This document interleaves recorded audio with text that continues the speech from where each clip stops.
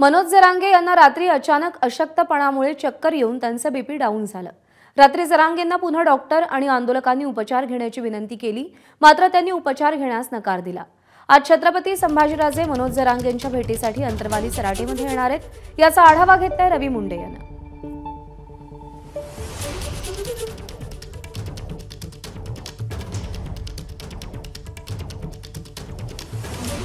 मराठा आंदोलक मनोज जरांगे यांच्या उपोषणाचा आजचा 7वा दिवस आहे।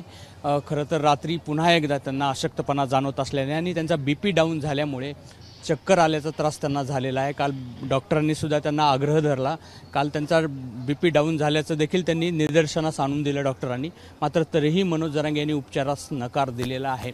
सध्याची परिस्थिती अशी आहे की त्यांना खूप अशक्तपणा जाणवत आहे आणि कुठेतरी तातडीच्या उपचाराची गरज असल्याचं डॉक्टर बोलून दाखवत आहे। मात्र मनोज जरांगे हे आपल्या मागण्यावरती ठाम आहेत। खरं तर आजचा 7वा दिवस आहे। 3 दिवसापूर्वी त्यांनी एक सलाईन घेतलेलं होतं, मात्र ते अपुरं आहे, त्यावरती खूप उपचाराची गरज असल्याचं डॉक्टर वारंवार सांगत आहेत, मात्र ते वारंवार नकार देत आहेत। सध्याची परिस्थिती अशी आहे की त्यांना तब्येत खूप खालावलेली पाहायला मिळत आहे।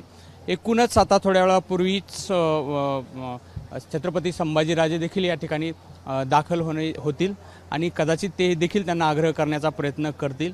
मात्र सरकारी पातळीवरती काही हालचाली होतात का हे देखील पाहणं महत्त्वाचं आहे। दिवसेंदिवस तब्येत ढासळत चाललेली आहे आणि हे आंदोलन स्थळ किंवा त्यानंतर तिकडे ओबीसी आंदोलन देखील होत आहेत। अशा अवस्थेमध्ये सरकारसमोर पेच आहे, मात्र एकूणच या प्रश्नाची सोडवणूक करण्यासाठी नितांत गरज असल्याचं मनोज जरांगे यांचे समवेत असलेले सहकारी आणि आंदोलक या ठिकाणी म्हणत आहेत, कारण त्यांची तब्येत दिवसेंदिवस खालावत चालली आहे। कॅमेरामन आयुषसह रवी मुंडे, एबीपी माझा, अंतरवली सराटी। एबीपी माझा, उघडा डोळे बघा नीट।